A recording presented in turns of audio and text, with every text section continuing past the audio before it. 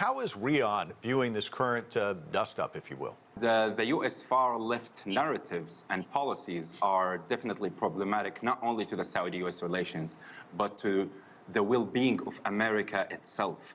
They basically waged the media, I would call it, crusade against Saudi Arabia and its leadership and its people. They tried everything in their hand to tarnish the Saudi reputation and isolate it, but all didn't succeed, and it actually backfired. Overall, I think Saudi Arabia is very committed to this relationship, but sometimes, you know, in the spirit of reciprocity, we will reciprocate in kind. Saudi Arabia is not comfortable anymore with the idea of being framed as a country that needs to be with a specific polar over others. And if there are two polars, the Eastern and the Western, we have to know that the Kingdom of Saudi Arabia sees itself as a polar by itself, even though, you know, since the word polar may have some negative connotation, I would actually use the word centricity or an equalizer, as I said. And as we know, it's the heart of the Arab Muslim world and the spiritual leader of over 1.7 billion Muslims around the globe.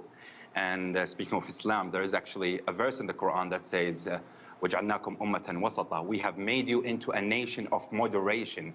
And that's the best model Saudi Arabia can take between the world's powers, and it will be for the benefit of all. So, and after all, I personally think that the U.S. is somehow holding the dominance rope so tight that it starts to hurt, and that they should loosen their hand a little bit and celebrate the success of the global model that they have created by themselves. So, as I said earlier, I'm optimistic about the Saudi-U.S. relationship in the long run, but absolutely not under the current administration in the United States, because they have been copying the same mistakes of the Obama doctrine in the Middle East by allowing Iran to wreak havoc in the region, by trying to reactivate the nuclear deal, which is a failing deal.